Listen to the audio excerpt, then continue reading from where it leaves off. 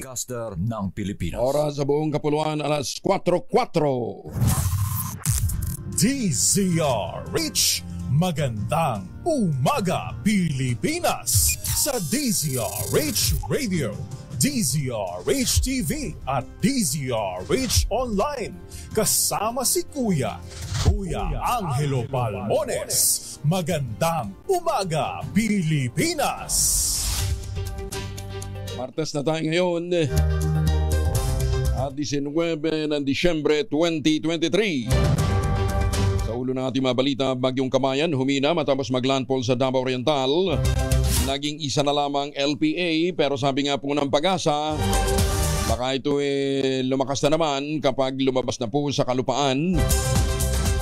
Higit 5,000 pasahero na stranded sa iba't ibang pantalan sa Visayas at Mindanao dahil sa Bagyong Kamayan. Isa naman ang nawawala sa Davao Oriental. Malacanang binuksan naman sa publiko sa panahon ng simbang gabi. Mas malalaking pondo para sa pagdepensa sa West Philippine Sea kasama sa lalagdaang 2024 national budget ng Pangulong BBM. Pangulong BBM nagsalita na kung bakit kasama si Speaker Romualdez sa mga biyahe niya sa abroad. OFW na in-hostage ng grupong Hamas nakabalik na ng Pilipinas. Programang Laman kasama ang bayan ng SMNI sinuspende ng MTRCB ng 14 na araw. 511 million pesos na jackpot prize ng 655 Lotto. Hindi pa rin nadadali ng kahit sino mang betor. Magandang umaga Pilipinas. Kasama natin ang buong radyo natin, FM Nationwide, ang ating Action Radio Station sa Luzon, Visayas at Mindanao. 91.7 BNFM Radio sa Cebu at 94.3 FM sa Jensan. Sa detalye ng ating mga balita, humina at naging low pressure area na lamang ang Bagyong Kamayan matapos itong maglandfall sa Davao Oriental. Ayon sa Pag-asa, napanatili nito ang kanyang lakas at bahagyang bumilis habang nasa dulong kanluran na ng Philippine Sea. Hanggang alas 8 kagabi, namataan ang LPA sa Timog Silangan hinatuan sa Surigao del Sur habang kumikilo sa bilis na 10 km bawat oras.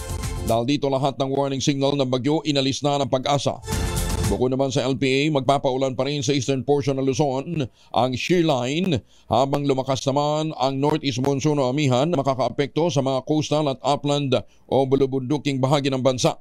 Samantala, nakatas ngayon ang gale warning sa seaboards ng Northern Luzon, Eastern at Central Seaboard ng Visayas at Eastern Seaboard ng Central Luzon, Southern Luzon at Mindanao. Mahigit nga sa 5,000 pasahero na stranded kasunod ng ilang suspension ng biyahe sa Central Visayas at Mindanao na suspende dahil sa Tropical Depression Kabayan. Inuulat ng Philippine Coast Guard Visayas na 1,295 passengers ang na-stranded sa iba't ibang pantalan matapos na makansela ang paglalayag ng 34 na barko. Ang mga barko na galing Cebu na biyaheng Surigao, Ormoc at Bohol hindi pinayagang makabiyahe noong Linggo. Maging ang 6 na biyahe ng Mactan Cebu International Airport kinansela din. Dinaya naman ng 3 pasahero ang na-stranded sa pansamantalang nanatili sa Cebu City Sports Center. 2 kataon na paulat na nasugatan matapos mabagsakan ng nabuwal na puno ang taxi na kanilang sinasakyan sa Barangay Capitol. Isinugod naman sa ospital ang taxi driver na si Arnold Ginto na nagtamo ng mga sugat sa katawan. Nagpapatuloy naman ang search and rescue operation sa isang lalaki na nawawala matapos manalasa ang Bagyong Kamayan sa Davao Oriental. Kapanayam ng DZRH at ng radyo natin kay Francis Bendulo, manager ng Davao Oriental PDRRMO Operation Center. Posibleng inadod ng malakas na baha si Juribic Limindog habang inaayos ang mga pananim para hindi mapinsala ng Bagyong Kamayan. Ayon kay Bendulo, huling nakita si Limindog noong Sabado ng umaga bago maglandfall ang Bagyong Kamayan sa kanilang probinsya.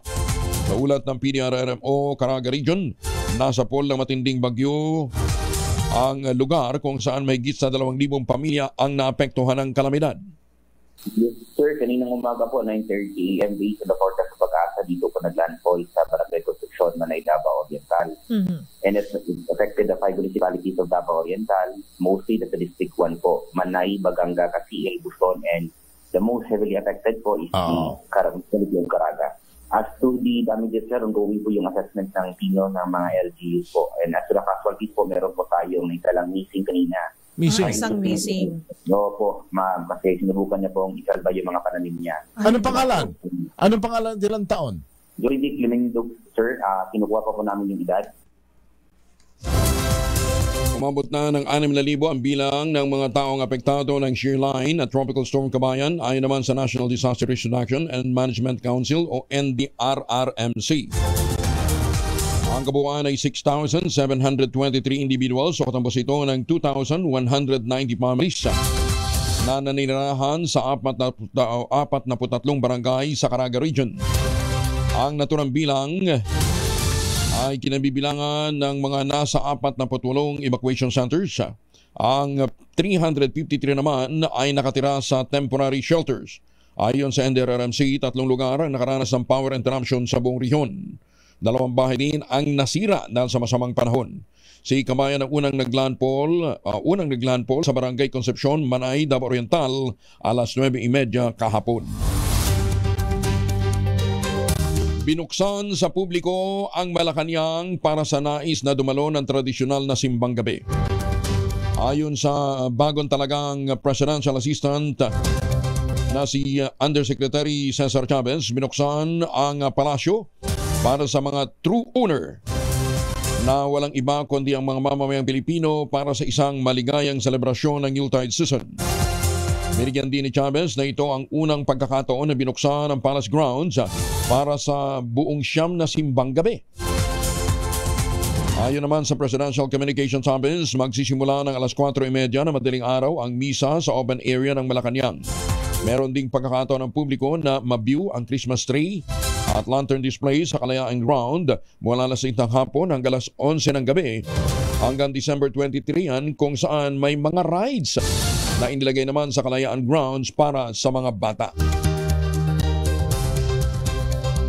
Samantala, isinusulong ni Interior and Local Government Secretary Benhur Abalos ang total ban sa mga paputok para sa mas ligtas na pagsalubong sa bagong taon. Inimok ni Abalos ang lahat ng mga lokal na pamahalaan na magpasa ng ordinansa laban sa firecrackers na gagamitin sa mga bahay at iba pang lugar. Sa halip, inikayat ng hepe ng DILG ang mga lokal na pamahalaan na magsagawa na lamang ng community viewing para sa firework display.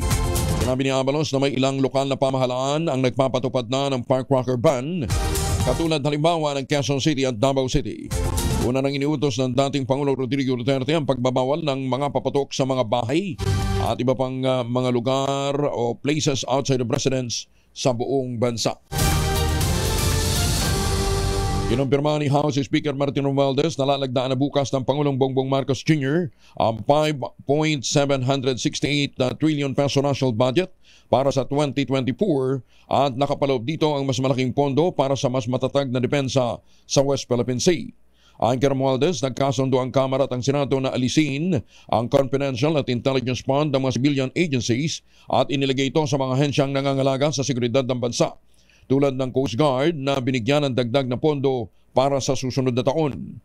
Sinabi ni Romualdez na ang hakbang ng 2 kapulungan ng Kongreso ay nakaangkla sa pangako naman ng Pangulong BBM na isusulong ang mas pinalakas na depensa sa West Philippine Sea sa harap ng patuloy ng pambubuli ng China.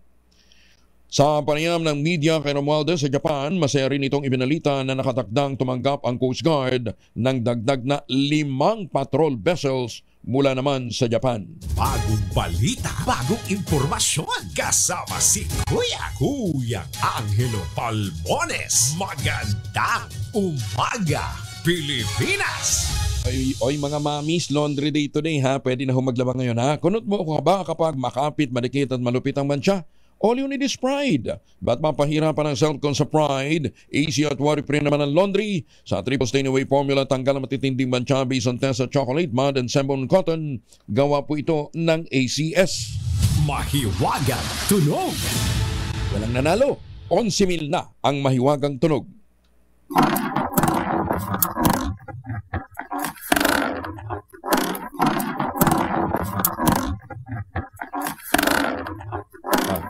Ano yung dalawang items na yan? Ginagamit sa construction. Oo, yung isa ang gumagamit kadalasan mga electrical technician. Ano yung pinagulong at saan ipinagulong? Ang inyong mga sagot ipadala po ninyo sa 0919-282-6.5. Sundin ang tamang format ng pagdetext, empty space, name /address / contact number / at ang inyong sagot. Isang beses lamang po maaaring mag-text sa ating text line gamit ang inyong mobile number. Magandang umaga, Pilipinas! Lunes, magandang umaga, Pilipinas! 17 na makalipas ang alas 4 ng umaga, matatanggap na ng 900,000 mga guro sa mga pampublikong paaralan ang kanilang 18,000 pesos na Service Recognition Incentive simula ngayong araw. Sa memorandum ng Department of Education, tatanggap din ng one-time SRI ang iba pang mga empleyado ng kagawaran na linsunod sa Administrative Order No. 12 ng Office of the President. Pinagbigyan naman ng DepEd ang hiling ng mga guro na naglalayong o nasa malalayong lugar, maging exempted sila sa cash-only mode distribution ng insentibo. Matatandaan noong isang taon, tumanggap ang mga empleyado ng DepEd ng 15,000 pesos na Service Recognition Incentive. Maaga namang sumapit ang Pasko sa may 3,000 Bulakenyo nang ilunsad sa lalawigan ang bawat buhay mahalaga serbisyo karaman ng Philippine Amusement and Gaming Corporation o PAGCOR.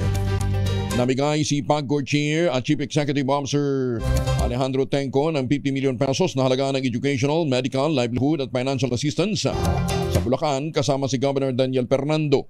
Ayon kay Chairman Tenco, ang karaman ay nakabatay sa pangako ng Pangulong Bongbong Marcos Jr. na ilapit ang serbisyo ng pamahalaan sa mga lokal na komunidad. At ito rin ang kauna-unahang serbisyo karaman na ginawa ng PAGCOR sa ilalim ng pamumuno ni Chairman Tenco. Kasama sa ipinamigay ng PAGCOR ang 45 sari-sari store livelihood packages na nagkakahalaga ng 20,000 pesos. Pero ito'y pinamigay sa pamamagitan ng raffle draw. Nagkaroon din ng medical mission, namigay ng iba't ibang mga gamit sa mga ospital, partikular na sa Bulacan Medical Center. At ayon kay Chairman Altenco, nakatuon ang PAGCOR sa pagpapabuti ng bawat buhay ng Pilipino at matugunan ang pangangailangan ng mga Bulakenyo. Siyempre, todo pasasalamat si Governor Fernando sa Pangulong BBM at sa PAGCOR sa pagpili sa Bulacan bilang pilot staging area. Magandang umaga, Pilipinas! Target ng Pangulong Bongbong Marcos na mapirmahan bukas ang proposed 5.768 trillion peso national budget para sa 2024.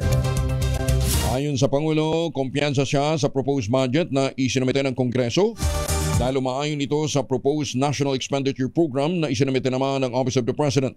Tumanggi naman ang Pangulo na magbigay ng komento kaugnay ng confidential fund ng Office of the Vice President dahil ang pagkakaalam niya na settle na ang usapin. Una nang sinabi ni House Speaker Martin Romualdez na gusto sanang lagdaan ng Pangulong BBM ang panukalang pondo bago umalis patungong Japan. Pero anya, marami pa rin kinailangang iimprenta na kopya bago tuluyang mapirmahan ng Pangulo ang national budget. May budget ba kayo? Aba, mamalengke na muna tayo. Nasa may Paho Public Market ngayon si Noche Kaka sa Aris 27 nasa bandang Caloocan ito. Good morning, Noche. Mayong buntag, Kuya Angel. Nako, kailangan na swak yung budget na dadalhin dahil yung iba, Kuya Angel, ay tumaas. Yung iba naman ay ganun pa rin ang presyo dito sa Maypaho Market sa lungsod ng Caloocan. Pero unahin ko yung bigas, Kuya Angel. Kahit wala kang ulam, basta may bigas ka, swak okay na. Special rice, Kuya Angel, sa local 64 pesos ang pinakamahal na bigas, habang ang pinakamurang bigas naman dito, Kuya Angel, premium 54 pesos ang kilo. Ang bangos naman 200 ang kilo, yung tilapia 140, sama ko na rin yung galunggong na imported 200 ang kilo. Beef wrap naman 440 ang kilo, yung beef brisket 420, ang kasim 320 ang kilo, liempo 350, habang ang whole chicken 190. Ang itlog bawat isa, yung medium size, ganun pa rin ang presyo, walang pagbabago, 8 pesos and 50 centavos. Puntaan naman natin yung ampalaya na tumaas ng kaunti, nasa 120 na ang kilo. Yung sitaw naman na Kuya Angel, 100 ang Pecha Native, 100. Kalabasa, 80 ang talong, 120 ang kilo, habang ang kamatis, 90 pesos. Yung cabbage naman, 90 pesos pa rin ang kilo. Yung carrots, 100. Habichuela sa tinatawag na Baguio beans, 110. White potato, 200 na ang kilo. Yung pechay Baguio naman, 80 pesos. Habang ang sayote, nakapako sa 50 pesos ang kilo. Ang sibuyas sa pula naman, Kuya Angel, yung local, nako, 220 ang kilo. Yung white onion imported naman 140, habang ang garlic na imported 220 ang kilo. Kalamansi 110, lakatan na 90, latundan 60, ang papaya solo 65 pesos, habang ang mangga tumaas naman na nasa 220 na ang kilo. Pero yung asukal, good news, sugar white 96 pesos pa rin ang kilo. Sugar was 85 at ang sugar brown 80 pesos, habang kung kayo naman ay I'm sure na magsasangag kayo ngayong umaga gamit ang palm oil 1 liter, 70 pesos. Ang coconut oil na 350 ml, 30 pesos, habang ang 1 liter na coconut oil 70 pesos. Kung kayo naman ay naghahanap ng mais, eto, bibigay ko na rin yung mais na dilaw, 60 pesos. So, yan ang presyo ngayong Tuesday morning dito sa May Paho Market sa Caloocan City. Mula sa kanunan sa Pilipinas, DCRH. Ako sinatsa tuloy sa pagbabalita, tuloy-tuloy sa serbisyo, sama-sama tayo, Pilipinas. Magandang umaga, Pilipinas! Daghang salamat, Noche. Oy, mga misis! May araw ba si Monso pag-uwi galing ng eskwela o galing sa lakwatsa? Abay, dalian sa germs sa katawan nila para labanan ang amoy araw at may pawis gumamit ng Shield Bath Soap regularly.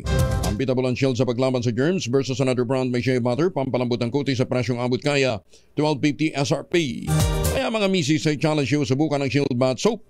Galit sa sakit, may malasakit, sulit na sulit. Isang malaking power plant sa Bataan na sunog. Datan ang balita mula kay Danny Kumilang, RH37. Danny, good morning. Tumagal ng halos 36 na oras ang sunog na naganap sa malaking power plant sa barangay Alas Ase, Maribeles, Bataan. Sa ulat, nagsimula ang sunog alas 7:40 ng umaga ng araw ng linggo at naapula lamang ito alas 5 ng hapon kahapon lamang. Ang nasunog ay ang bahagi ng Unit 1 at Unit 2 ng GN Power Plant, dahilan para i-shutdown nila ang nasabing malaking kumpanyang ito ng GN Power Plant Energy Center. Rumisponde ang mga pamatay sunog mula ito sa bayan ng Limay, Maribeles, Kabgabin, Apab at Urion. Sa initial investigation, ayon sa ulat na inilabas ng pamunuan ng GN Power Plant, nakita ang malaking usok na pinagmula ng apoy sa loob ng crusher house gimmick premises na agad itinawag nila ito sa Bureau of Protection na pinagtulong-tulungan naman ng mga dumalong pertrak na maapula ang nasabing apoy. Wala namang nasaktan sa naturang insidente ng sunog at inaalam pa ng Bureau of Protection kung ano ang dahilan na nasabing sunog at halaga ng tinupok ng apoy. Mula sa kauna-unahan sa Pilipinas, DCRH, ito si Danny Kumilang, RH37. Tuloy-tuloy sa pagbabalita, tuloy-tuloy sa serbisyo, sama-sama tayo, Filipino. Maraming salamat, Danny. May apabaka kayo nga sa ating masuki dyan po naman sa Pampanga. Ipinagtanggol ng Pangulong Bongbong Marcos Jr. si Speaker Martin Romualdez. Ipinaliwanag kung bakit lagi niya itong kasama sa kanyang mga biyahe sa labas ng bansa. Ayon sa Pangulo, mahalaga ang partisipasyon ni Romualdez, lalo na kung foreign investment ang pangunahing agenda ng kanyang biyahe. Sa talumpati ng Pangulong BBM sa 50th ASEAN-Japan Friendship and Cooperation Commemorative Summit sa Tokyo, Japan, sinabi nitong merong mga pangakong pamumuhunan na kakailanganin ng batas para maipatupad at pakinabangan ang gusto ng bansa. Sinabi pa ng Pangulong Marcos, ang mga input na nakuha nito sa mga nais na mamuhunan sa bansa ay kinukonsidera upang matiyak na magiging matagumpay ang pamumuhunan ng mga ito sa bansa. Sa panig naman ng House Speaker, sinabi nito, magiging katuwang ng Pangulo ang Kamara de Representantes sa pag-ingganyo sa mga foreign investor at isa ito sa dahilan kaya't isinusulong nila ang economic chacha dahil ang economic provision ng 1987 Constitution ang nagsisilbing balakid kung bakit nagdadalawang isip ang mga mamumuhunan na pumasok sa bansa. Pinatututukan ng Land Transportation Office sa mga tauhan o sa mga tauhan ito ang mga taxi driver na namimili ng pasahero. Alam niyo itong LTO, ang hilig talaga mag-drawing. Pero sige, basahin natin. Ano ha? Hindi naman nangyayari ito. Kaya titigas ng ulo nitong mga taxi driver eh. Di ba, bukas makalawa, mamumroblema ho kayo dahil sa lumalakas na yung Grab, lumalakas na yung angkas, di ba? Ang dami na. Choosy pa rin ho yung karamihan eh. Di ba? May mga magagaling, may mga matitino, may mga kakilala ho natin ng mga taxi driver, ano ha? O yung mga nasasakyan ho natin. Pero marami-rami din ho talagang astig eh. Lalong-lalo na dito ho sa may bandang MOA. Kasi may mga sinisirbisyohan daw ho sila sa mga kasino. Di sige. LTO, alam nyo na kung saan kayo magbabantay. Magbantay kayo dyan sa may bandang MOA. Dyan ang daming mga bastos na mga taxi driver. Diba? Hindi ko nilalahat ha, pero ang dami ho talaga. Ang dami ho nating natatanggap na reklamo. Tayo ho may mga personal experiences ho dyan. Ano? Natututukan nga ng LTO sa mga tauhan ito ang mga namimili, mga choosy na mga taxi driver. Ayon kay LTO Chief Vigor Mendoza, nagpakalat na sila ng mga personnel sa mga mall. Chairman, Yusek Vigor, unahin mo dyan sa mga lugar na talagang pahirapan ang pagsakay. Ha? Hindi lang sa mga mall. Pati ho doon sa mga terminal ng mga bus. Ito ay naglalayong pahabulin ang mga abusadong taxi driver at mga kolorom na sasakyan. Kasunod ito ng tumataas na reklamo na kanilang natatanggap sa mga pasahero dahil sa mga taxi driver na nangungontrata ngayong holiday season. Babala ni Mendoza, maharap ng karampatang parusa ang sinuman taxi driver na tatangging magsakay ng pasahero. Meron nga isa ang tapang-tapang pa eh. Sabi nung sinabihan siya na teka muna, bawal ho yan boss dahil sabi ng LTO. Walang kabog-abog, bumaba yung taxi driver. Tapos naghamon, nagsisigaw. Hinahamon na suntukan yung pasahero. Buti sabi nila sa kanya ng pasahero, bless you. Ay nako. Uy, yung pagkamatay ng veteranong aktor na si Ronaldo Valdez, palaisipan pa rin. May mga espekulasyon pang lumutang. Detalye ng balita mula kay Morley Alinio. Morley, good morning. Gising na ang showbiz! Rampa na Pilipinas! Good morning, Kuya Angel! Ay hanggang ngayon ay patuloy pa rin pinag-uusapan at isang malaking panandang pananong. Ano nga ba ang tunay na ikinamatay ng kilalang veteran actor na si Ronaldo Valdez? Si Ronaldo Valdez na kilala sa kanyang tunay na pangalan bilang James Ronald Dulaca Gibbs ay natagpuan sa kanyang bahay mismo na wala ng buhay. Natagpuan siya sa kanyang upuan dito sa may Casa Nueva Homes, Manga Street, New Manila, Quezon City, na wala ng buhay. Duguan di umano. Marami ang mga espekulasyon, usap-usapan kung ano ang tunay na ikinamatay. May nagsasabing nag-suicide. May nagsasabing pinatay? May nagsasabing aburido na ang aktor? Well, hanggang ngayon ay wala pa rin ibinibigay na tunay na dahilan kung ano ang ikinamatay ni Ronaldo Valdez mula sa kanyang pamilya. Kaya kung ano man yung mga haka-hakang naglalabasan, ay isa lang ang sinabi ng pamilya ni Ronaldo Valdez. Bigyan sila ng katahimikan, irespeto ang veteran actor. Yan ang ating DZRH Showbiz Hottest News. Ito po ang inyong RH47, Morley Alinio. Tuloy-tuloy sa pagbabalita, tuloy-tuloy sa serbisyo, sama-sama tayo, Pilipino. Maraming salamat, Morley. Ako na rin ho ang nakikiusap. Morley, actually may mga kumakalat ngayon sa social media, sa iba't ibang mga chat group, sa Viber group, ng mga picture ng huling sandali ni Ronaldo Valdez habang ito ho ay dadalhin pa lamang sa ospital. Wag nyo na ikalat. Nakaupo ito at may hawak pang barel na ginamit ho sa pagsisuicide. Baka may mga bata hong makakita niyan, hindi ho maganda. Kaya please lang, kung ito ho'y dadaan sa mga cellphone ho ninyo, huwag nyo nang ikalat, huwag nyo nang ipamahagi. Nakauwi na ng Pilipinas ang OFW na si Jimmy Pacheco, isa sa 2 Pinoy na binihag at pinalaya ng mga Hamas sa Gaza. Lumapag ang sinakyang eroplano Pacheco sa Ninoy Aquino International Airport Ito yung Philippine Airlines Flight 659 pasado alas 10 ng umaga kahapon. Sinalubong si Pacheco ng kanyang buong pamilya at mga opisyal ng Department of Migrant Workers, OWA, Embahada ng Israel sa Pilipinas at iba pang mga tauhan ng NAIA Terminal 1. Una nang inanunsyo ng Israeli government na makatatanggap ng panghabang buhay na benepisyo si Pacheco at ang kanyang pamilya. Sinuspende ng Movie and Television Review and Classification Board o MTRCB ng 14 na araw ang programa ng Sunshine Media Network International o SMNI na Laban Kasama ang Bayan dahil sa pag-iere ng mga maling impormasyon kaugnay ng gastusin sa biyahe ni House Speaker Martin Romualdez.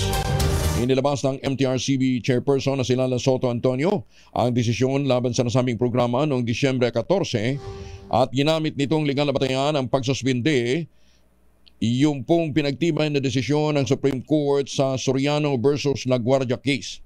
Ayon sa MTRCB, matapos ang masusing pag-aaral at konsiderasyon kaugnay ng naturang pangyayari at ilang mga reklamong tinanggap din ng board, nakitaan ang paglabag sa guidelines at standards na itinatakda ng Presidential Decree 1986 at sa pinatutupad na rules and regulation ng broadcasting content ang nasabing programa. Pawanag pa ng MTRCB, kailangang patawan ng preventive suspension ng programa na Laban Kasama ng Bayan o Laban Kasama ang Bayan dahil sa posibleng negatibong epekto nito sa publiko, ethical consideration at pangkalahatang reputasyon ng broadcast industry. Surigao del Sur, niyanig naman ang magnitude 4.5 na lindol kagabi habang binabayo pa ng bagyong Kabayan.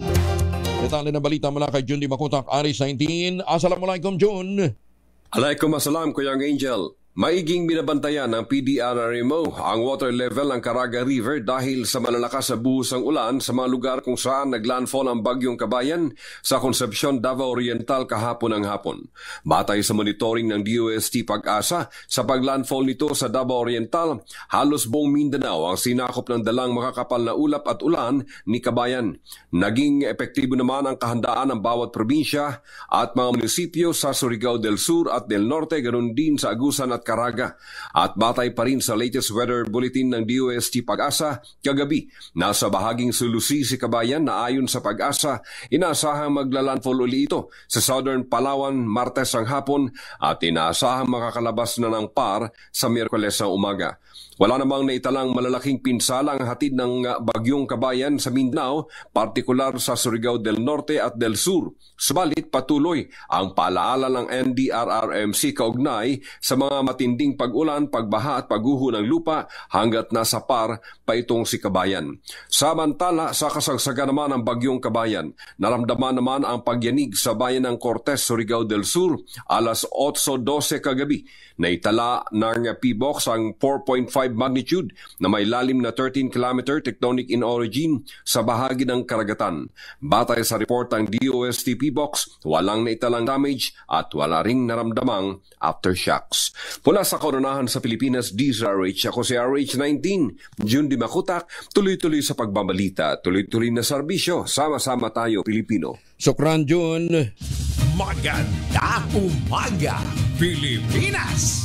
Para ho sa mga may lakad at mga naghahanda para sa whatever, no? Ang mga emergency kit ho natin o dili kayo may mga lakad ho kayo, pagbaunin ho ng family alcohol ang inyong mga mahal sa buhay, proteksyon ng pamilya laban sa mikrobyo. Dalawa po ang formulation ng family alcohol na pwede nating pagpilian. Yung family 70% isopropyl alcohol, especially prepared for clinics, hospital, pharmacies, laboratories, pero okay na okay din po sa ating mga households. Ha? Very effective ho yan sa disinfection at sterilization. Ganyan ang bagsik ng family 70% isopropyl alcohol.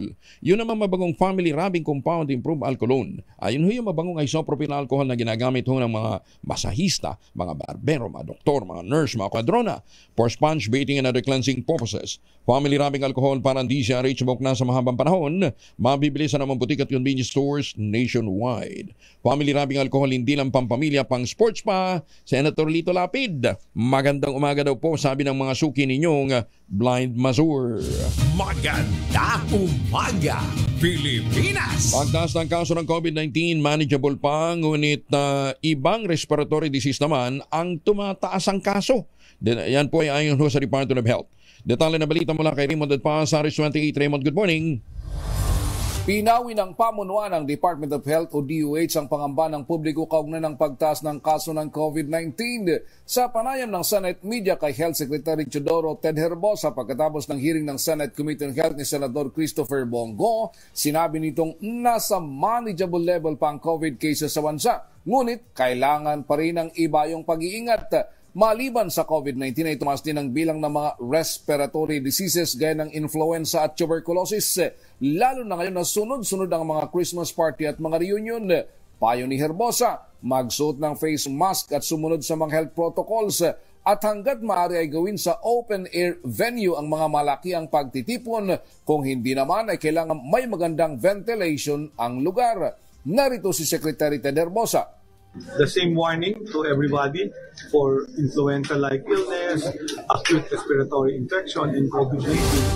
Basta ito, pati TB spreads by respiratory tract. Yung face mask pa rin ang best prevention. Yung public health standards, good ventilation, yung open ng windows at nasa open air kung magpa-party. Para sa kauna-unahan sa Pilipinas, DZRH, ito si Raymond Adpaz, tuloy-tuloy sa pagbabalita, tuloy-tuloy sa serbisyo, sama-sama tayo, Pilipino. Dagang salamat, Raymond. Pero sabi din ho ng mga doktor na nagre-rekomenda ng Ultamayo, actually immune booster ho din talaga ang Ultamayo. Hindi lang ho ito nakatutulong para ho sa pagtulog, kundi nakatutulong din para palakasin ang ating immune system. Yan daw yung function ng postbiotic ang Ultamayo po ang kauna-unahang postbiotic food supplement sa Pilipinas na nire-rekomenda ng mga doktor at rehistrado sa Food and Drug Administration. Ito ay available sa lahat ng Mercury Drug Stores at mga pangunahing butika nationwide. Ngayon kung may mga concerns kayo, pwede kayong mag-text o tumawag sa 0917-110-6580. Ulitin natin 0917-110-6580 para po sa karagdagang impormasyon. Sa panahon ng mga stressful na buhay, pagbabago ng panahon, kailangan natin ng kaagapay. At yan po ang kasangga natin, ang Ultamayo. Ayan, dyan po sa Zamboanga, available pa rin sa John's Pharmacy sa San Pedro, Laguna, sa PASMED Pharmacy. Ayan. Ano nga bang function ng postbiotic? Ang postbiotic po, ito mga dead bacteria ho ito. Pero dahil nga po sa ito'y sa pamamagitan ng postbiotic technology na dinevelop po ng mga Hapon, pumapasok ko ito sa ating katawan at ito ho yung nag-uutos. Nakikipag-contact po sa ating sistema, sa brain, para i-activate yung commander ng ating immune system laban sa mga sakit at infeksyon at magkaroon ng magandang tulog. Malaki pala talagang kinalaman ng tulog sa pagpapaboost ng ating immunity. Maganda umaga, Pilipinas! Bilyong pisong halaga ng learning materials ng DepEd na hindi pa na-deliver, pinaiimbestigahan naman sa Kamara. Detalye na balita mula kay Manang Milky Arichuel Manamilky. Iginit ng Makabayan Black na imbestigahan ng bilyong-bilyong pisong halaga ng learning materials ng Department of Education na hostage umano ng Transpa Cargo Logistics Incorporated. Sa House Resolution 1516, iginit ng Makabayan Black na imbestigahan ng House Committee on Public Accounts at House Committee on Basic Education ang naturang usapin. Ayon kay ACT Teachers Party List Representative Franz Castro, kailangan ng investigasyon dito dahil sa initial na report ng Commission on Audit, marami mga kahon ng school supplies ng DepEd ang hindi na-deliver dahil sa Transpac. Gini Castro, pera ng bayan ang pinag-uusapan dito at dapat maparusahan at ma-blacklist sa mga nasa likod nito na apektado ang mga guro at estudyante. Sa resolusyon ng Makabayan Black, ang DepEd ay una nang naghain ng civil case para makuha muli ang mga learning material mula sa Transpac. Ang kasunduan sa Transpac ay napagtibay noong nakalipas na Duterte administration sa ilalim ng pamumuno ni dating Education Secretary Leonor Briones. Pero sa pagpapatupad ng kasunduan ay nag-overlap sa kasalukuyang DepEd ng kalihim ngayon ay si Vice President Sara Duterte. Para sa kauna-una sa Pilipinas, DZRH, ako si Milky Regunan. Tuloy-tuloy sa pagbabalita, tuloy-tuloy sa serbisyo, sama-sama tayo, Pilipino. Maganda umaga, Pilipinas! Magandang umaga po sa mga Pilipino dyan po sa Canada. Sa mga suki natin sa Canada, lalo na Saskatchewan, yun. At saka syempre sa mga suki natin sa Australia at New Zealand. Sa mga kababayan natin dyan sa Amerika, kumusta na ho kayo? Malamig na hong panahon. Maganda umaga, Pilipinas! Happy Fiesta Barangay Karusukan Norte, dyan po sa Asingan, Pangasinan. Masantos siya kabasan, Ichikamin sa ating masuki ho dyan sa Pangasinan. Ito pa, magandang umaga din kay Rose Colles ng Vancouver. Anong oras dapat nag-take ng Ultamayo? Sabi ni Larry Ruga, tinatanong ni Larry. Larry, ang nire-recommenda ho ng mga dalubhasa bago matulog. Pero any day, pwede naman niya siya i-take. Kasi hindi katulad ng ibang prebiotic o probiotic. Ito ho'y iti-take ho ninyo na, na fresh, paglabas sa cooler. Ang postbiotic, anytime. Yun ang advantage ho ng Ultamayo. Matapos ang 2 linggong magkasunod na pagbaba, may taas presyo ang diesel ngayong araw. Nakaw! Sa magkakahulay na kalatas ng Pilipinas Shell at Sea Oil Philippines, 10 sentimo ang dagdag presyo sa bawat litro ng diesel. Pero may rollback naman ng 75 centavos per liter ang kerosene. Walang pagalaw sa presyo ng gasolina. Magpapatupad ang clean fuel ng kaparehong oil price adjustment maliban sa kerosene. Wala nang dinaya ng Department of Energy ang dagdag bawas ng presyong petrolyo. Bunsod umano ng pagtaas ng supply kaysa sa demand, geopolitical conflict at ang tapyas produksyon ng OPEC+. Sinuspende ni Marikina City Mayor Marcio Teodoro ang operasyon ng BFCT Terminal sa Barangay Kolumpang. Ang hakbang ni Teodoro ay kasunod naman ang pagsabog ng isang truck na may kargang paputok sa terminal ng bus sa Marikina.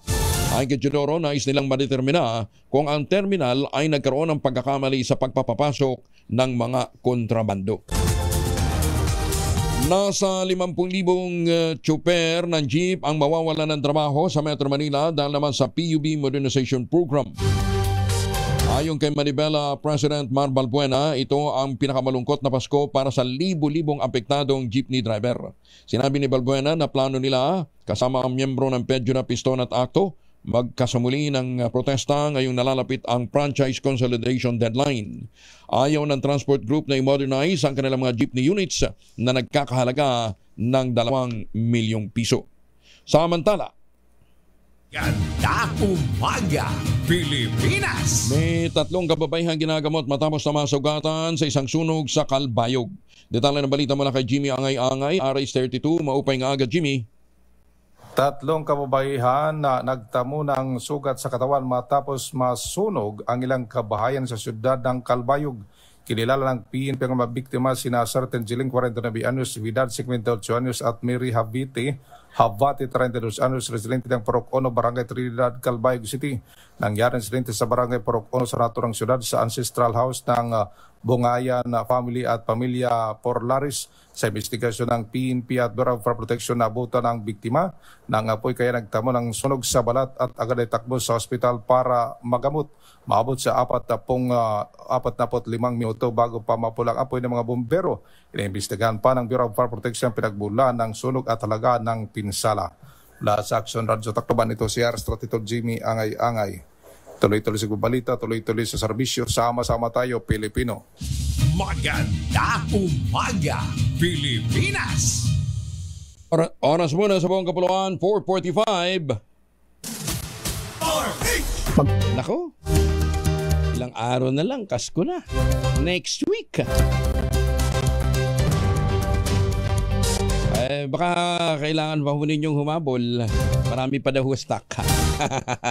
Ayan, doon sa mga gusto pang bumili ng tangerine chocolate, pang-regalo ho ninyo sa inyong mga mahal sa buhay. Mag-text lamang sa 0919-095-5935.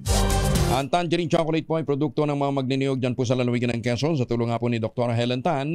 Itong mga magniniyog na dating umaasa lamang ho sa Kopra ngayon ay mga MSMEs na. Ayan, kasi nagtanim ho sila ng kakao sa ilalim po ng kanilang mga nyugan. Galing po ng Davao, ha?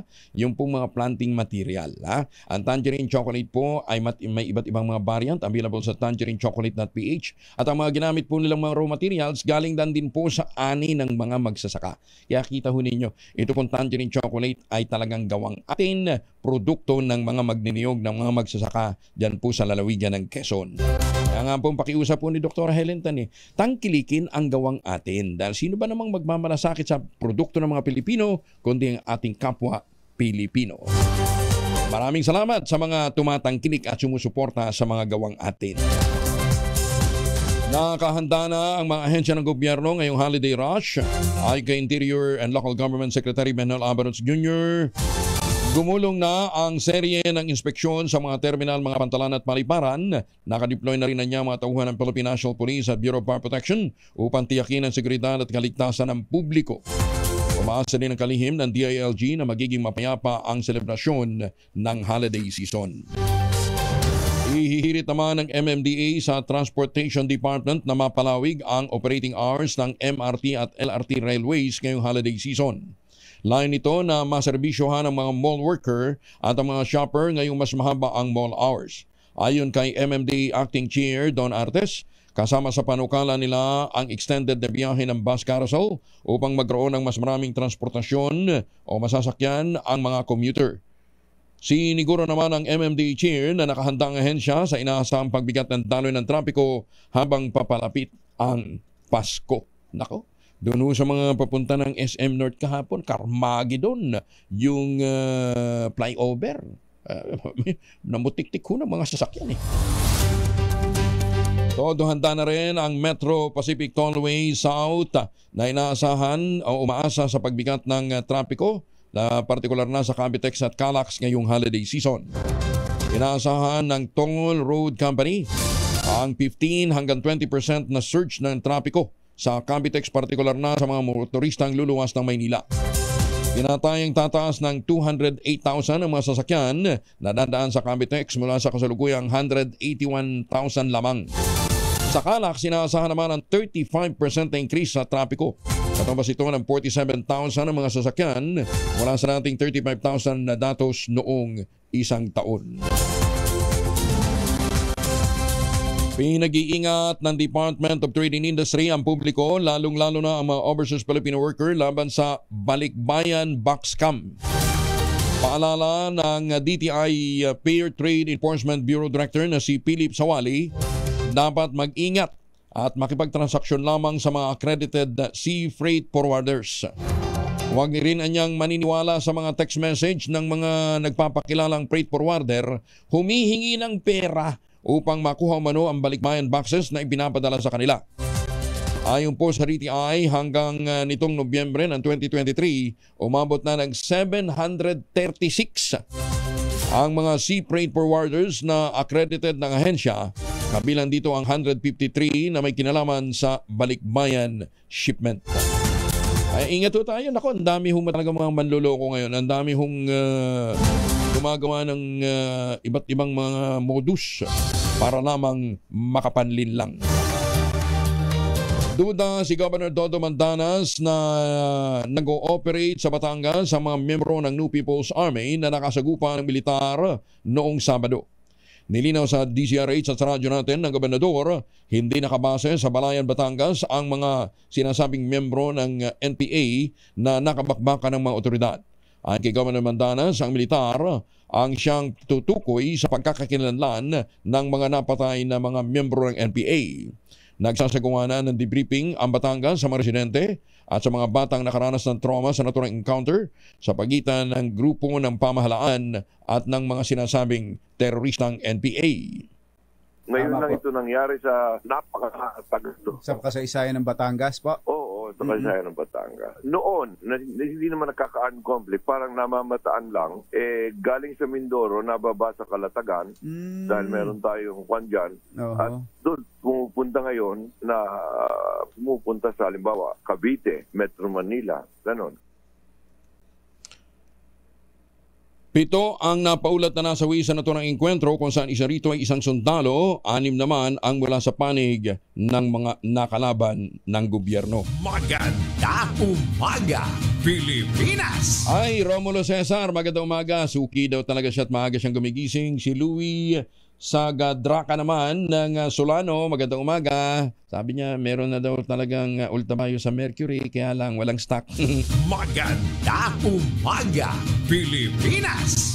O para ho doon sa mga naghahanap ho naman ng bahay dyan po sa Central Luzon, ang pagkakataon ho ninyong makabili kung kayo'y nakatanggap na ng 13-month pay. Yan, huwag ho ninyo sayangin. 20,000 pesos all-in down payment ang naghihintay para sa mga ready for occupancy units ng Sibera Bacolor, Sabara Mabalacat at saka Samira. Pagkatapos po ng 7 araw, pag makalipas ang take-out ng Pag-ibig Housing o Pag-ibig Housing Loan, pwede na kayong maglipat bahay agad. Ayan, matutupad na kaagad din yung pangarap na magkaroon ng sariling bahay sa presyong abot kaya. Ang importante, alam ho ninyo ang inyong kakayahan na makapagbayad. Pero abot kaya talaga, no ha? Available po o tumawag po kayo sa 0996-515-5555 o dili kayo sa 0947-434-5555. Ulitin natin ha, 0996-515-5555 o dili kayo sa 0947-434-5555. At kung ngayon ho kayo magpapareserve ng unit, may chance ho kayong manalo ng iba't ibang mga bonggang premyo plus chance to win a brand new car. Kaya bago ng bahay ho ninyo, bago pa ang chikot mo. Kaya ano pang iniintay? Tumawag na! Maganda umaga, Pilipinas! Si Kasento muna ng grupong Sinag. Kasento, magandang umaga po sa inyo. Kaya Chen, magandang umaga. Oo. Kumusta ang imbak natin? Nakapag ano ba? Maganda bang tubo nung inaasahan nating i-harvest by March? So far sa ngayon, wala tayong problema pa naman sa tubig yung tinatamnan natin ngayon, yung mga area. So maganda naman yung tubo na yung palay na. Nakarating ba on time yung mga fertilizer, yung subsidy para sa mga magsasaka? Yung ibang region nag-umpisa na. Okay. Pero yung iba hindi pa mag-start. Bakit daw? Malalaman natin kung bakit hindi pa nag-start. Itatanong natin by tomorrow kung bakit hindi pa nag-start. Bakit kung yung iba nakakapag-start na ng distribution, di ba? Ilang sako per ilang bag ng fertilizer per farmer? Siya around 2 bags. 2 bags of fertilizer. Yeah. Oo. Wala na ring overpricing ha? Hindi ka mukha nung managdaang panahon. Wala naman kasi dealer, yung mga makikita yung mga price kasi sa mga retailer kasi hindi lang yung dati kasi kung bidding monopoly yun, di ba? So ito is at least kukunin na lang sa mga outlet sa mga each municipality. So may mga 3-4 ganun outlet. So hindi kasi yan. So magkano dapat ang prevailing price ng fertilizer? Prevailing price nasa retail nasa 1.6 to 1.650. Mahal pa rin ha? Yeah. Oo. 1.650? More or less nasa 1.6 yung per bag sa area. Sa kung malayo siguro maximum nasa 1.650. Complete ito ha? 14 to ha? Yung triple 14 na yan. Triple 14. Ang urea? Urea nasa 1.550 to 1.6. Ganun pa rin, no? Mahal pa rin, ano? Yeah, mataas pa. May pag-asa bang bumaba ito ulit ng less than 1,000? Sa ngayon, wala pa eh. For the past, di ba umabot pa ng 3,000 last year? Oo. At least ngayon medyo kalahati ang ibinaba. Yes, okay. So ganun pala, hindi na centralized yung pamimili na distribution ng tama naman eh. Di ba kasi syempre magkakaibang lugar, magkakaiba yung presyo. Yes, Tsaka at least yung yung mga outlet, hindi kawawa kasi kung isa lang nakakuha niyan, siyempre wala nang negosyo yung mga outlet, di ba? Yun ang importante na natututukan ho natin to, ano ha? Pero paano yung organic? Yung mix pa rin ba to? Mix pa rin?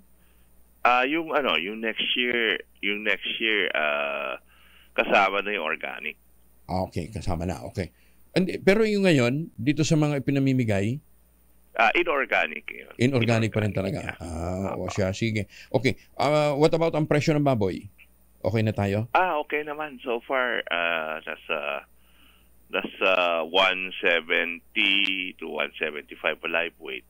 Okay. Sa mga farm, yung mga backyard nasa 160 pesos. Oo. Pero mahal. Live weight, yeah. Pero bakit gano'n? Ang mahal pa rin ng lechon. Oo. 15, 16, gano'n ang ang average price na ngayon ng lechon eh. Di ba? Yeah. Dati, almost kalahati, no? Oo, kalahati lang. Nasa mga 7, 8 na malaki na yon, di ba?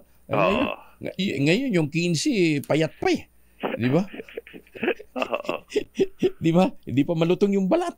Pag medyo gusto mo magandang talaga, mga 18. Anyway, ang importante ho, meron hong available stock tayo. At marami nang nag-repopulate, ano? Kahit na kahit na nandiyan pa rin yung threat ng COVID, ng ASF.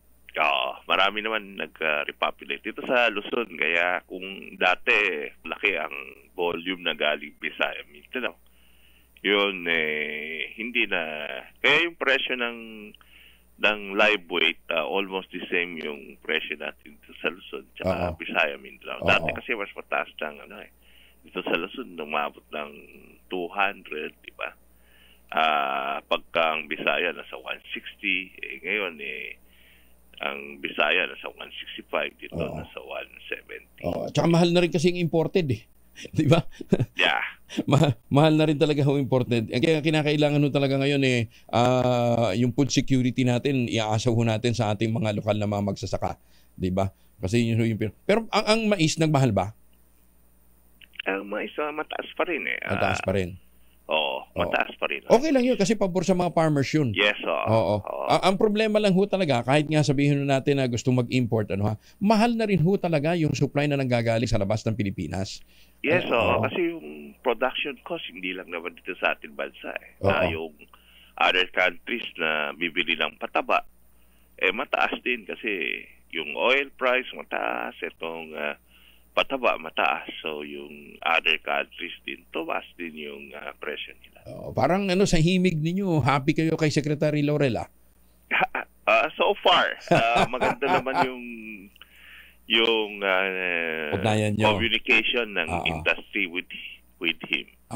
So yun naman importante. Yung communication na medyo okay. Yun ang importante, yung nag-uusap-usap para nagkakaintindihan at saka makapag-adjust ka agad, Yes, yun ang importante. Okay, sige. At teka muna, magkano daw dapat ang average price ng hamon? Kasendo? Yeah, yung local, kasi yung... But may imported ba? Wala namang masyadong dumarating na imported na eh. Meron pa rin. Meron pa rin ba? Yeah. Teka muna, na-check ba yan? Yun ang kailangan na tutukan. Pero naman ang so far ang presyo compare last year mas stable this year. Okay. Pero yun bang yung first border protocol natin sa Bulacan functional na? Hindi, matatapos pa lang yun is around target kasi is next year June, July pa yun. Ganun pa katagal? Oo, malawak kasi and yung construction hindi ganun kabilis. So mabuti na lang pala talaga at mahal ang presyo din sa ibahing dagat kaya madalang din ang smuggling, madalang ang pasok ng imported, ayun nga lang, wag ho kayong magbababa ng bantay dahil baka mamaya makasingit na naman ho yung mga mapagsamantalang mga smuggler. Yes, yun ang dapat na tutukan din talaga. At saka in fairness, mahigpit din ho talaga ang customs, Yeah. Sige, Kasendo, maraming salamat Thank you for joining us. Yeah, maraming salamat. Si Ginoong Rosendo So ng grupong Sinag at muli maraming salamat sa mga taga Bureau of Customs dahil talagang mahigpit yung kanilang tutok dito po sa mga smuggling activities. Effective yung mga inilatag na programa ni Commissioner Benvenido Rubio Mahiwagang tunog. At para meron ho tayong dagdag na pang Noche Buena, di ba? Para mapanalunan na ho ito. 11,000 ang naghihintay na premyo sa Mahiwagang Tunog.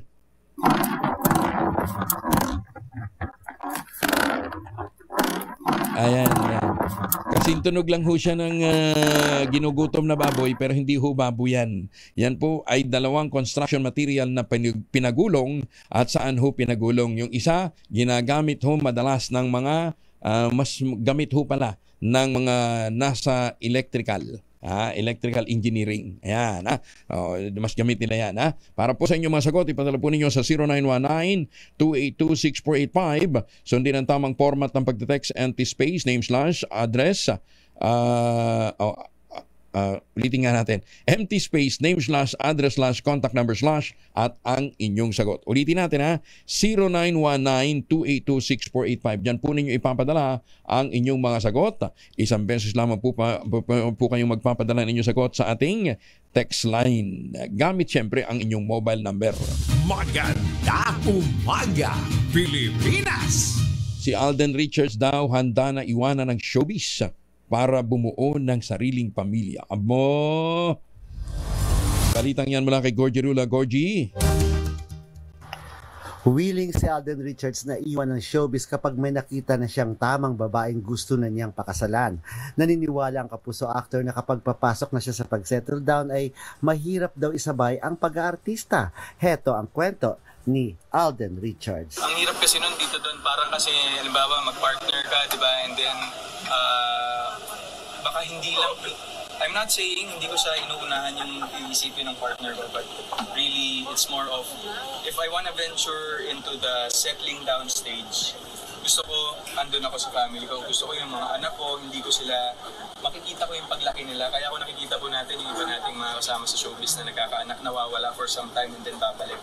Ako po kasi siguro by the time na magka-family, mas focus ko yung family ko. And then pag nagkaroon na lang ako ng chance ulit babalik. Pero yan ang pahayag ni Alden Richards. Pero marami pang naka-line up na mga trabaho sa aktor sa taong 2024 kaya hindi pa niya masasabi sa ngayon kung magkaka-girlfriend na ba siya next year. Kamuat may na lang daw at nasubukan na rin naman daw niya iyon. Mula sa kauna-unahan sa Pilipinas DZRH, ito po si Gorgie Rula, tuloy-tuloy sa pagbabalita, tuloy-tuloy sa serbisyo, sama-sama tayo, Pilipinas. Maraming salamat, Gorgie. Huwag ka mag-alala, Alden. Ang daming nag-aabang dyan. Ang daming mga single. Malalamig ang Pasko. Ay, happy birthday muna kay Mon Loria Kuya Mon, happy birthday. At saka doon nga pala sa mga naghahanap ng masarap na pizza ang masarap na pizza dyan ho sa Pateros ay yung pong pizza ni pizza dyan po sa number 33 College Street, Santo Rosario, Kaunlaran, Pateros. Yung Vicenzo's Pizzeria. Ayan, sigurado ako masarap yan dahil lang ang nagluluto diyan, ang may-ari niyan ay si Don James Navarrete. Ayan, walo. Pagka kayo napagawi dito sa may bandang Pateros, alam nyo na kung saan may masarap na pizza. Number 33 College Street, Santo Rosario, Kaunlaran, Pateros, Philippines. Ayan Kuya James. Gusto magpa-food tasting dito ni James. Sabi ko, pagbalik na Happy viewing din kay Mayor Sandy Mendoza dyan po sa Talisay, Batangas. Magandang umaga kay Cador Plato at kay Ambassador Harry Amping. Kumusta na ho kayo PGM Week Veloso, welcome back. Welcome back. Kumusta na ho kayo? Pumalo naman sa all-time high na $118.83 billion ang utang panlabas ng Pilipinas hanggang nitong Setyembre. Ayon sa Bangko Sentral ng Pilipinas, namaga ang foreign debt ng Pilipinas ng mahigit 10% sa loob ng 9 na buwan mula sa $107.91 billion sa kaparehong period noong 2022. Noon lamang ikatlong quarter, tumaas ng 0.8% ang external debt ng Pilipinas. Bunsod ito ng tumataas na borrowings ng national government at $6 billion total net availments. Kaya nagtataka ho tayo, ang dami-daming unprogrammed funds, humihina naman ho yung ating koleksyon. Ano ha? Kung gumagandang performance ng Bureau of Customs, dito ho sa BIR, panayang report na gumaganda daw ho ang tax collection efficiency natin. Sa totoo lang ho, bola yan. Ha? Dahil ho yung mga large taxpayers, talagang ina-advance na ho nila ng sinisingi. Advance na ho ang paniningil. Hindi lang ho naman ngayon. Dati na ho, talagang practice nila yan. Although, nung mga nagdaang panahon, ang mga large taxpayers, gumaganda naman din ho gumaganda din ho ng koleksyon. Pero ngayong mga panahong ito, ang labo. Ano ha? Welcome home sa most traveled boss ng BIR. Ayan ha. Sabagay, hindi lang din ho siya nag-iisa. Yung ERC, madalas din hong yung ERC chair ha. Madalas din hong bumiyahe. Ayan ha. Pa-birthday abroad ha. Tapos ginagaya ho itong mga taga Department of Speeches and Travels. Mas madalas ho silang nasa mga probinsya pag-alagala. Para din ho itong mga taga Department of International Conference and Travel. Bakit ba enjoy ho sila sa paggagala sa ibang bansa? Maganda umaga, Pilipinas! Magandang umaga sa Kapamilya Incorporated. Ay, Kapamilya Incorporated, Kapamilya Network pala. Maganda umaga, Pilipinas! Inalerto naman ng Philippine Coast Guard, Southern Tagalog, ang lahat ng unit ito na magpatupad ng kinakailangang pag-iingat para matiyak ang seguridad ng mga coastal area sa rehiyon. Ang hakbang ipinalabas ng Coast Guard Southern Tagalog bilang tugon sa naganap na bakbakan sa pagitan ng mga sundalo ng 59th Infantry Battalion ng Philippine Army at mga armadong miyembro ng New People's Army sa Barangay Malalay, Balayan, Batangas. Sa nasabing enkwentro, isang sundalong nasawi habang 6 naman sa panig ng NPA at 3 sugatan din sa panig ng mga sundalo. Dahil sa naturang insidente, itinaas ng Coast Guard ang vigilance nito sa coastal area, nagpatupad din ng mahigpit na security protocol at pinag-ibayo ang Maritime Patrol Operations batay na rin sa binuhay na Oplan Ligtas Biyahe Pasko 2023 ng DOTR. Bukod dito, mahigpit ding nakikipag-ugnayan ng Philippine Coast Guard sa lokal na mga pulis at sa Armed Forces of the Philippines para mapalakas ang kanilang commitment na pag-ibayuhin pa ang seguridad at kaligtasan ng mga sasakyang pandagat.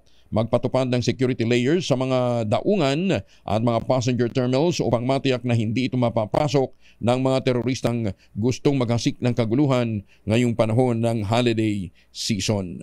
Alam po ninyo, nakakalungkot na may mga ganitong development. Ano ha? Dahil mula nung ideklarang insurgents free ang lalawigan po ng Quezon, dumagsa ang mga gustong magnegosyo. Katunayan, meron na pong itinatayong windmill dyan po sa Quezon. Particular na dyan sa Rial at saka sa Mauban.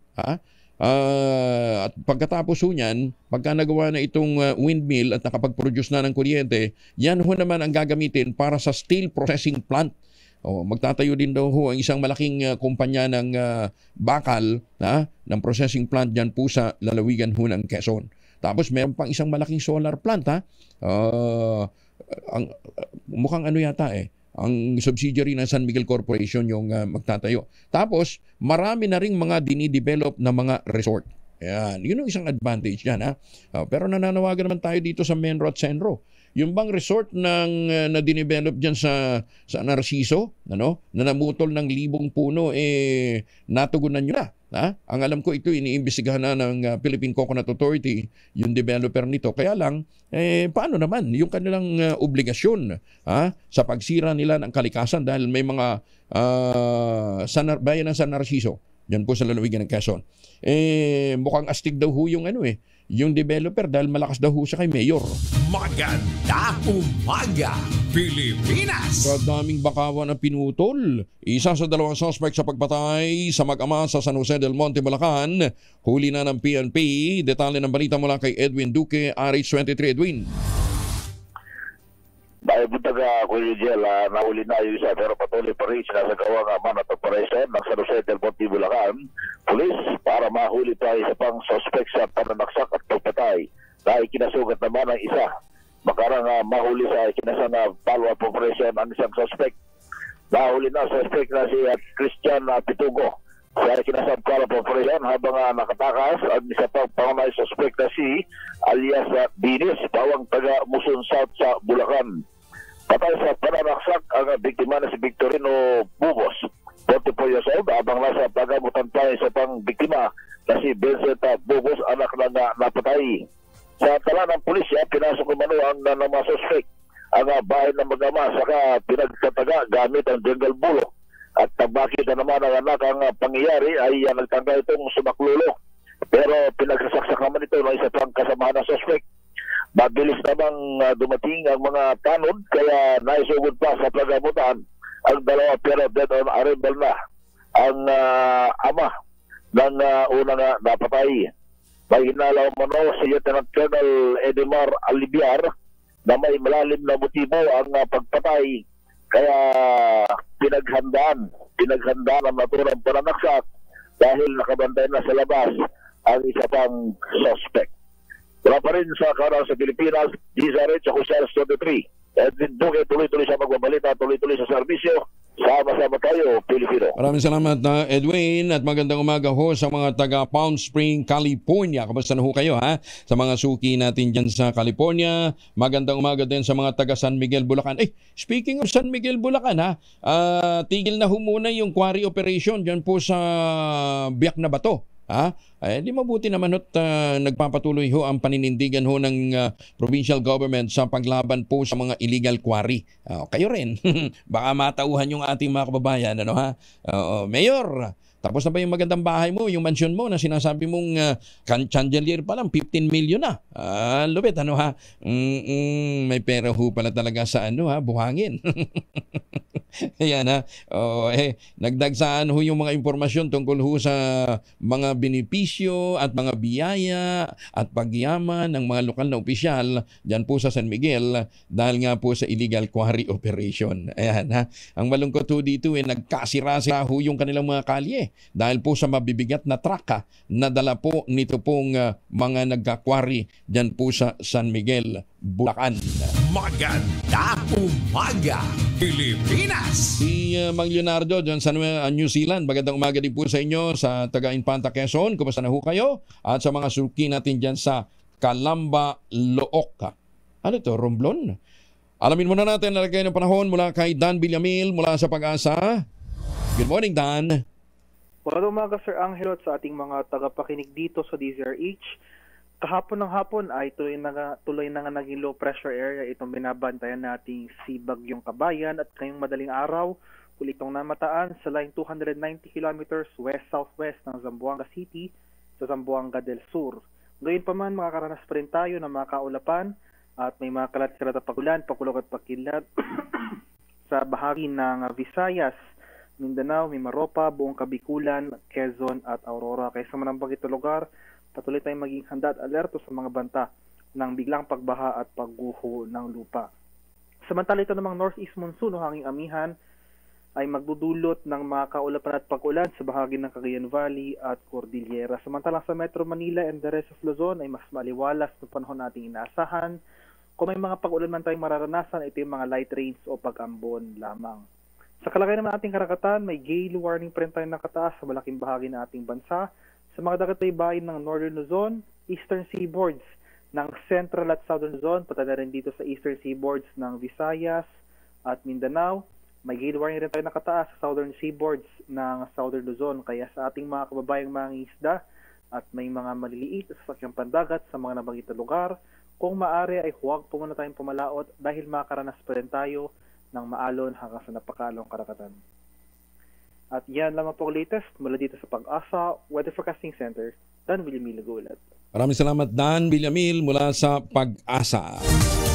At kung naman po, lakad ho natin ngayong araw na ito, lalo pat patuloy ho ang banta ng hindi magandang panahon dyan po sa ilang mga areas na apektado ng amihan.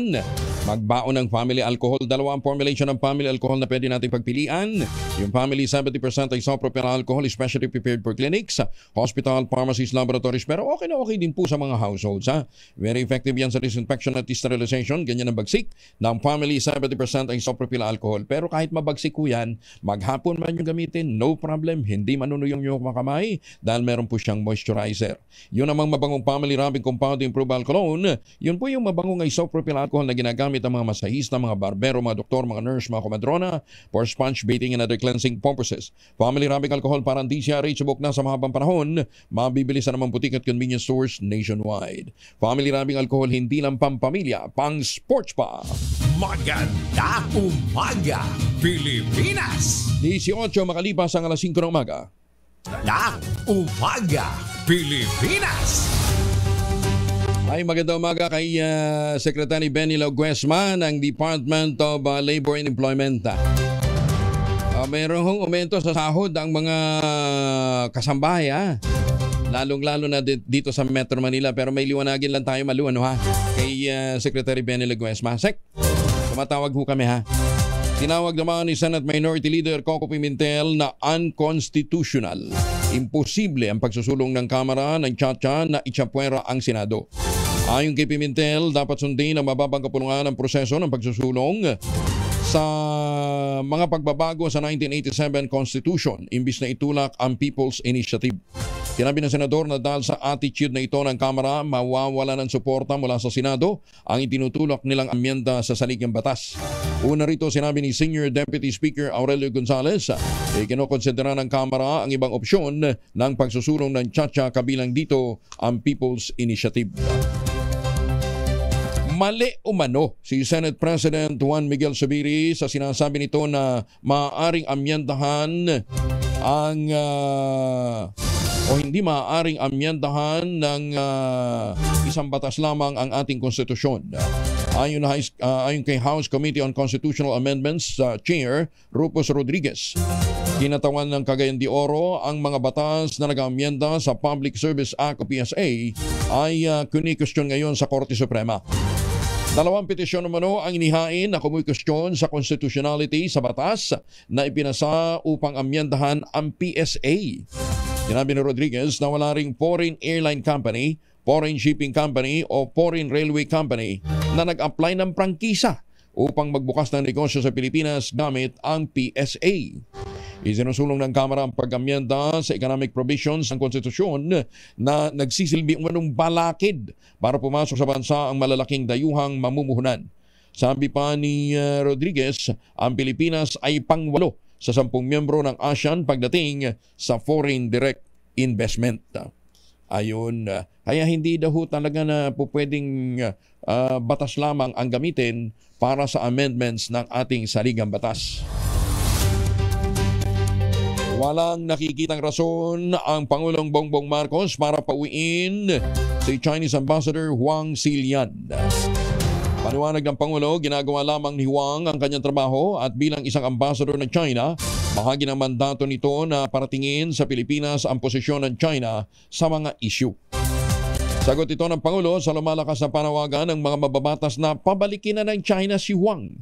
Kasunod ng pinakahuling pambobomba ng tubig ng China Coast Guard sa mga barko ng Pilipinas sa West Philippine Sea.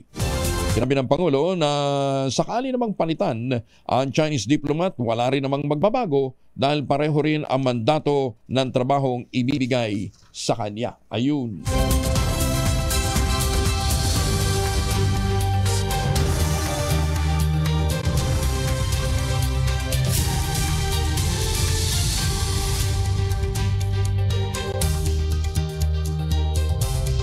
Samantala, tiniyak naman ni Speaker Ferdinand Martin Romualdez ang kanyang buong suporta sa posisyon ng Pangulong Ferdinand Bongbong Marcos na pagtibayin ang alyansa ng Pilipinas sa ibang bansa para mapanatili ang kapayapaan at katatagan sa South China Sea at kabuuan ng Asian region. Ang pahayag ng Speaker ay kanyang ginawa sa gitna ng pagpapatuloy ng usapan sa pagitan ng Pilipinas at Japan kaugnay ng pagkakaroon ng Reciprocal Access Agreement o RAA kaugnay ng paglalayag ng mga militar sa pinag-aagawang teritoryo sa rehiyon.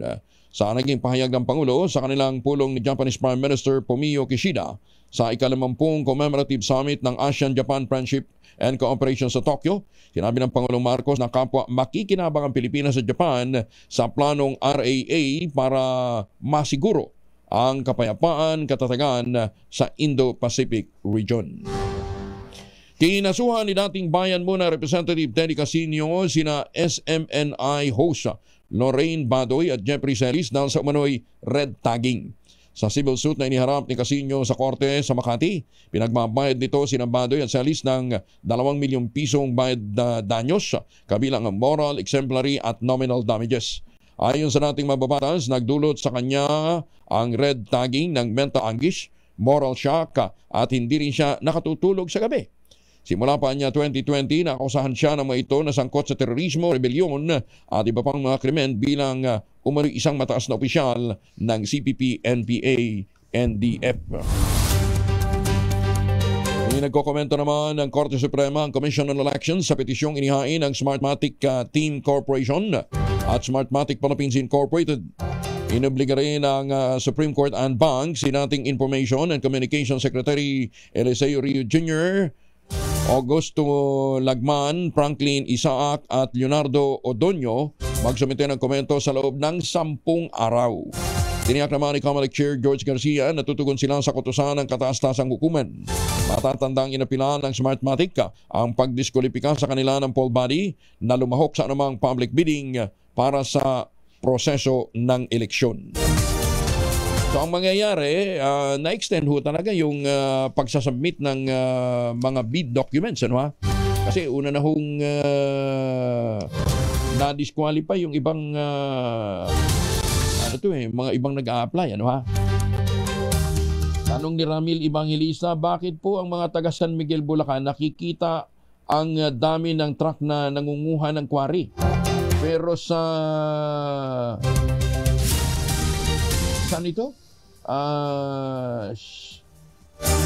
Ramil Evangelista, pakiayos mo yung message mo kasi hindi ko maintindihan eh. Para malaman natin kung sino yung iba pang mga lugar, ano yung iba pang mga lugar na talagang matindiho ang pagkakwari. Para magandang ating gising, dapat magandang ating tulog at dyan po tumutulong sa atin ang kauna-unahang postbiotic food supplement, ang Ulta Bio. Ano nga ba ho ang Ulta Bio? Ayon ho sa mga pag-aaral, kaya daw po ang mga matatanda, yung mga nagkakaedad na at saka yung iba pa hong kulang sa tulog, nagkakaroon ng mga sakit sa puso, hypertension, diabetes, stroke, obesity, poor sexual performance at depression, kulang po sa tulog. Deficient po sila sa tulog. Siyempre, pagkapuyat, stress ka. Ayan, ha? At iyan po yung gustong tugunan ng postbiotic. Ang kailangan magkaroon ho kayo ng mas magandang tulog para magkaroon ng magandang gising at sapat na lakas sa kinabukasan. Yan, ha? Kaya nga po, ang ginawa ng Theoxis Health Ventures, yung pong postbiotic, inilagay po sa isang kapsula. Ayan. At yan po yung Ulta Bio, ang kauna-unahang postbiotic food supplement sa Pilipinas na nire-recommenda ho ng mga doktor at rehistrado sa Food and Drug Administration. Ang gagawin ho natin, siguro kung may mga concerns pa ho kayo, mag-text sa 0917-110-6580 para po sa karagdagang impormasyon. Nakastambay ho dyan yung pong kanilang mga medical consultants. At iba pang mga eksperto na magbibigay ng mga rekomendasyon sa inyo, ng mga payo sa inyo kung ano dapat gawin para hindi lang po magkaroon ng magandang tulog, kundi para lumakas ang ating kalusugan. Lalo ngayon na panahon ho ng taglamig, uso ubo, uso ang sipon, tapos nandiyan pa rin ho ang banta ng COVID.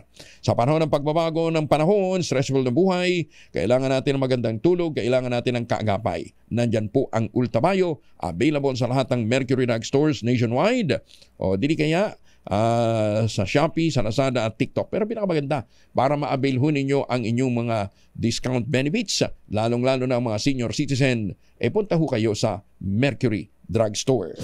Maganda umaga, Pilipinas! 29 makalipas ang alas 5 ng umaga. Buyang Angelo Palmones. Magandang umaga, Pilipinas. Ay, ilang araw na lamang magpapasko na, wag nating kalimutan. Available po rin po ang mga ito pong produkto na mga magniniyog dyan po sa lalawigan ng Quezon, ha? Yung tangerine chocolate, ayan, ha? Huwag ho kayo mag-atubili, tumawag na ho kayo sa 0919-0955-935 at samantalain ho ninyo na meron ho kayong oportunidad na matulungan ang ating kapatid na mga magsasaka, ang mga magniniyog. Sa tulungan po ni Dr. Helen Tan, ito pong mga magniniyog na dati umaasa sa Kopra, ngayon mga MSMEs na, ano, ha? At nagbibenta na ho sila ng tangerine chocolate, ayan. Dahil yung mga planting material galing Davao, hinakot ho yan, itinanim ho sa ilalim ng mga nyugan para makapag-produce sila ng sarili nilang brand, tangerine chocolate. Available sa 0919-0955-935. Para sa iba't ibang mga variants na ang ginamit ho, mga ani din ho ng mga magsasaka, i-check po ninyo sa tangerinechocolate.ph. Ayan. Ay, sabi nga po ni Dr. Helen Tan, sino ba naman tutulong sa mga magsasaka, sa mga Pilipino, kundi ang kapwa Pilipino. Ayan. Para siyempre, maboost yung kanilang interes na palakasin pa ang pagsasaka. Maganda umaga, Pilipinas! Oy, alam mo niyo, nakakatuwa. Yung bagong video ho, promotional video ng Disney. Ang ibinibida ho ay yung mga tradisyon sa Pilipinas. Nakakatuwa, Oo, dahil kita ho ninyo, unang parang isang cycle ho ng ng buhay ng mga Pilipino. Ayan, yung bata una nagmano. Nung magmano yung bata, binigyan siya ng regalo si Mickey Mouse. Ayan. At yung regalo na yan na binigay ng tatay niya talagang inalagaan ng bata. Inalagaan niya pa. At makalipas po ang halos 60 taon, aba, ibinigay ni Lola yung kanyang natanggap na Mickey Mouse sa kanyang apo. At itinuro niya doon sa kanyang apo ang paggawa din ng parol. Yan yung parol na tradisyonal sa atin. Kamukha nung ginagawa ng aking nakagis na namin sa probinsya. Yung kawayan, gagamitin mo, tapos babalutin mo ng crepe paper. Ayun yun. Tapos lalagyan mo ng ilaw. Wag yung wag yung digasera dahil baka masunog. Di ba? Pero noon, ang ginagamit ho namin dyan, talagang digasera nung hindi pa uso ang hindi pa masyadong uso ang kuryente. Sa mga liblib na mga barangay. Yan. So, yun, ang ginagawa ng bata, Oo, nakakatuwa lang dahil ang pinopromote po ng ng Disney ay ang mga gawi ho, mga customs and tradition ho ng mga Pilipino, lalong-lalo na yung pagmamahalan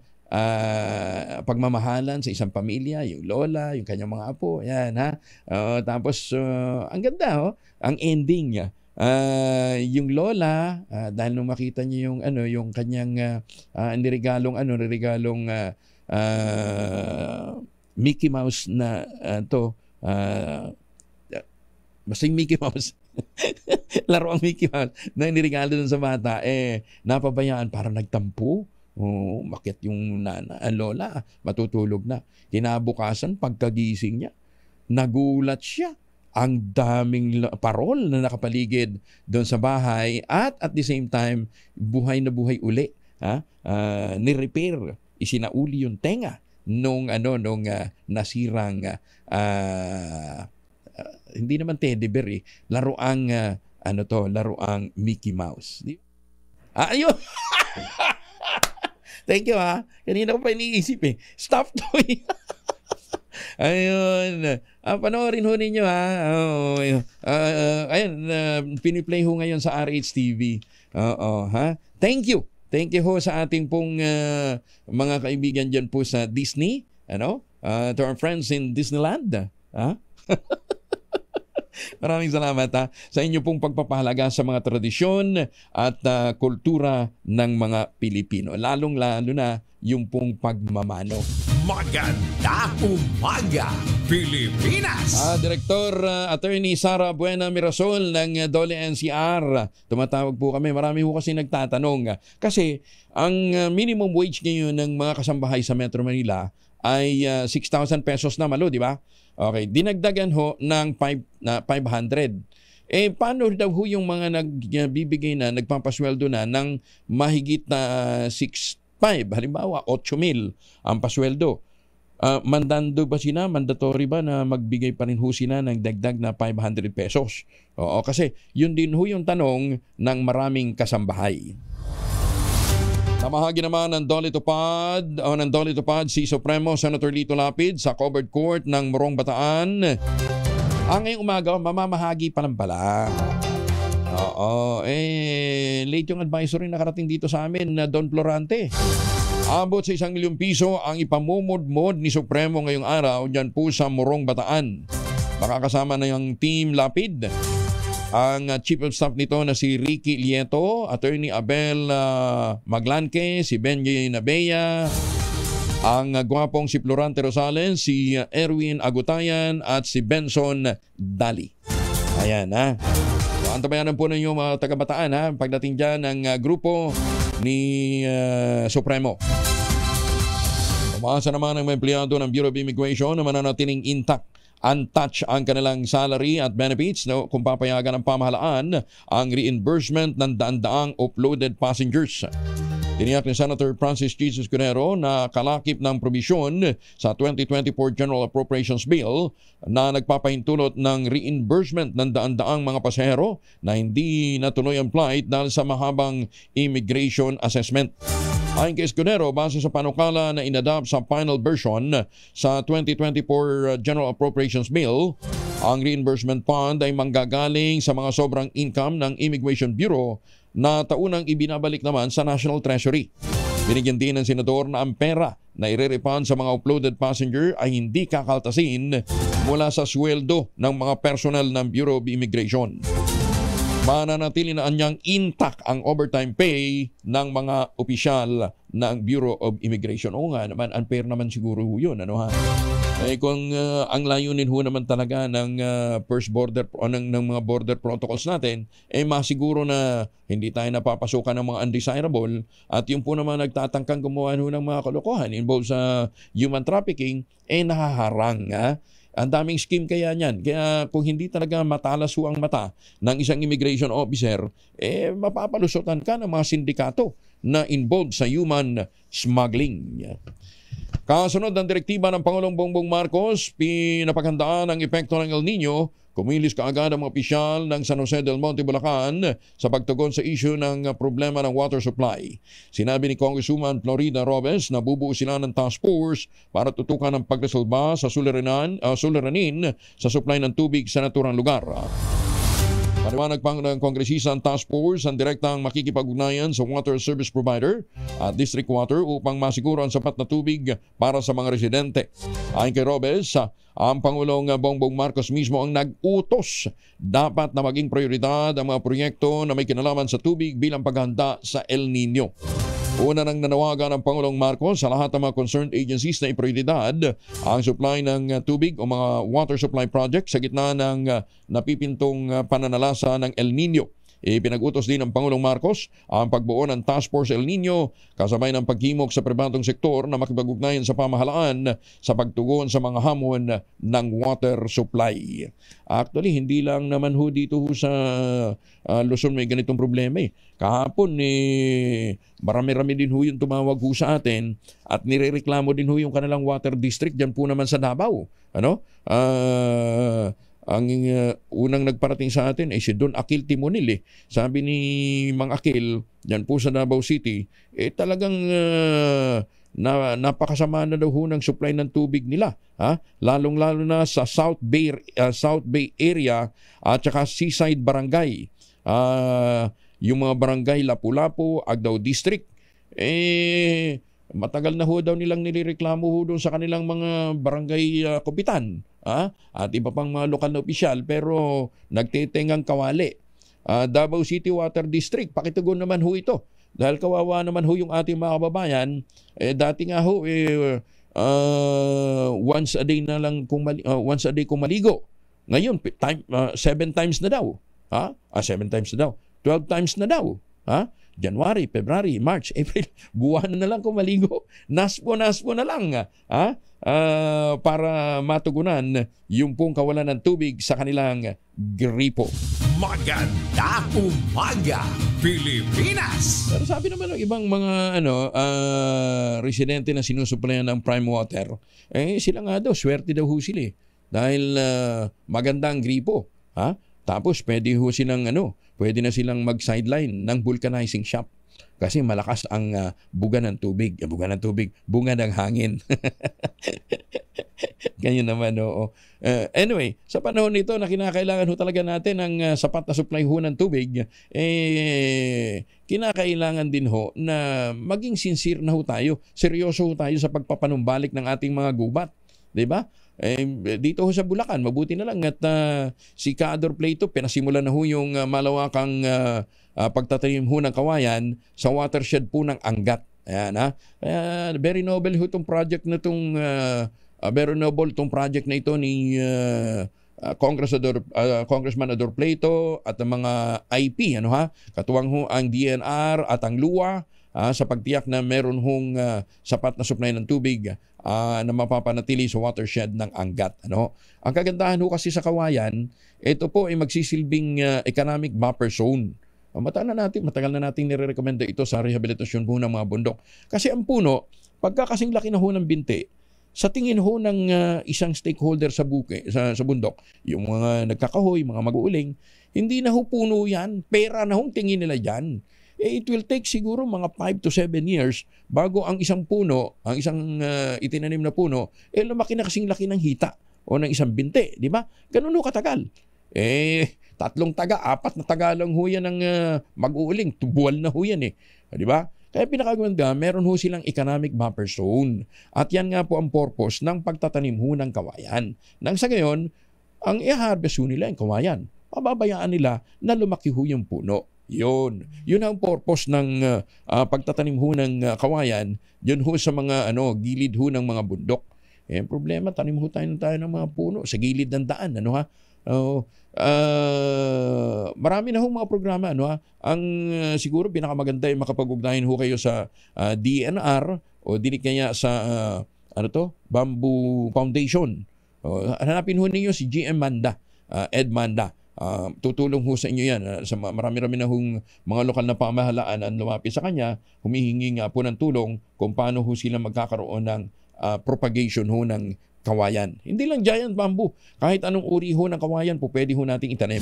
Magandang umaga, Pilipinas! 46 na makalipas ang alas 5 ng umaga, babalik tayo. Kasama si Kuya Angelo Palmones. Magandang umaga, Pilipinas! Baka kayo hoy pupungas-pungas pa, hindi magandang gising. Dapat kasi magandang tulog. Para magandang gising. Ayan, para kayo si Malu Cabral, di ba? Kahit na ito yung nagpupuyat dahil sa ka-attend ang kaliwat ka ng party. Uy, sino nanalo ng grand prize sa party ng MBC kagabi? Si Noche? Talaga, rep at saka 10,000? Wow, congratulations Noche Nadalim. 10,000 ang grand prize o 50? Pinaghalo. Si Noche nakapag-uwi ng rep at saka ng 10,000. Ayun si Noche. Kasi swertehin ka talaga. Ikaw, ano na panalunan mo? Talaga? Hindi ka nagpunta. Okay, oo. Sige. Anyway, congratulations doon sa mga nanalo ng mga major prizes sa ating Christmas party ng MBC kagabi. Ayan, pero si Malo, kahit na ito may ibang party pinuntahan. Hindi, busy lang. Anyway, kaya lagi maganda gising nito. Nag-uulta bayo. Nilalabanan ng puyat. Kukulangan ng tulog. At kaya nga po ang rekomendasyon ho ng mga doktor. Kung kayo ho ay bibiyahe o kaya in-expect nyo ninyo na kukulangin ho kayo ng tulog para maganda pa rin ang gising at hindi makompromise ang ating immune system, mag-ultabayo. Ang pag-aaral ho ay nagsasabi na ang sleep deficiency, puyat at stress ang isa sa mga paunay dahilan kung ba't nagkakaroon ng sakit sa puso, hypertension, diabetes, stroke, obesity, at saka poor sexual performance. Kaya kinakailangan ho natin ng kaagapay para magkaroon tayo ng masiglang buhay. Yan po ang tulong na ibinibigay sa atin ng kauna-unahang postbiotic food supplement sa Pilipinas, ang Ultabayo. Ayon po sa mga dalubhasa, ito pong postbiotic ay talagang tinuklas ho ng mga Hapon, mga dalubhasa sa Japan, para ma-activate po yung i-activate ho ng commander ng ating immune system yung pong paglaban sa mga sakit sa pamamagitan po ng pagpapalakas ng ating immune system, malabanan po ang masakit at impeksyon at magkaroon ng magandang tulog. Iba talaga pagka maganda tulog mo Kaya nga po rekomendado ng mga doktor at saka ng mga dalubhasa at least 2 capsules ang tinitake ho natin araw-araw bago matulog para may maganda tayong gising. Para sa mga katanungan pa ho ninyo, mag-text ho kayo sa 0917-110-6580. Ulitin natin 0917-110-6580 para po sa karagdagang impormasyon. Kaya sa panahon ho ng pangangailangan ng matinding panlaban sa mga hamon ng buhay, dyan po pumapasok ang Ultabayo. Okay. Magandang umaga, Pilipinas! Ayun, wala pa rin daw pong nakakadali sa jackpot prize ng Grand Lotto 655 ng Philippine Charter Statistics Office. Ang premyo ngayon ay 511,449,000. Ito ay nang walang makakuha ng winning combination na 48, 54, 37, 06, 53 at 16 na binola kagabi. Dahil dito inaasahan tataas pa ang premyo sa susunod na draw nito. Bukas pala ang susunod na draw, Bukas? 20, December 20. Samantala, bubulahin naman mamayang gabi ang Ultra Lotto 659 na umabot na rin ang jackpot prize ng kalahating bilyong piso. 500 million. At posibleng lumaki pa bago ang draw mamaya. Ang Super Lotto 649 ay posibleng umabot din ng higit sa 297 million. At posibleng madagdagan din mamayang gabi bago ito bulahin. Kinakailangan ho siguro talaga ibalik ng PCSO yung confidence ng mga tao sa Lotto para talagang pumusta sila. Pagbabalita, tuloy-tuloy sa serbisyo.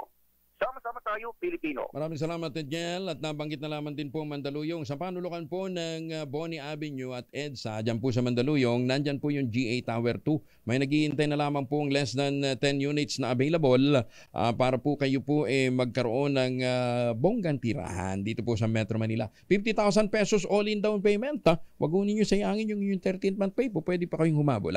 Pakipag-ugnayan po sa 0996 501-5555 o sa 0947-434-5555. Meron hong mga natitira pang mangilan-milang mga units dito po sa niredevelop na GA Tower 2 ng Westchester Realty. Abay, mantakin ho ninyo, ginastosan po ito ng mahigit 300 million pesos para sa renovation. Kaya naman selling like hot cake, So 50,000 pesos all-in down payment, pwede na maglipat bahay agad after take-out ng Pag-ibig Housing Loan. Kaya ano pang iniintay nyo? Samantalahin ang pagkakataong ito na meron pa hong mga natitirang units dito po sa GA Tower 2. 0996-501-5555 at 0947-434-5555. Ang sabi nga po na Ginoong Nico Valencia, stop renting, start owning. Magandang umaga sa mga taga Bacoor, Cavite. Uy, bakit daw bakit parang nawalan daw ho ng audio yung ating TV? Ang TV. Magandang umaga, Pilipinas! Kuya Angelo Palmones. Magandang umaga, Pilipinas! 11,000 naghihintay na premyo sa Mahiwagang Tunog. Parinig nga natin kasi parang hindi daw nila makuha. Dalawang ginagamit sa construction na. Yung isa ginagamit ng electrical technician o may electrical engineers. Yung isa naman basta kwadrado. Ito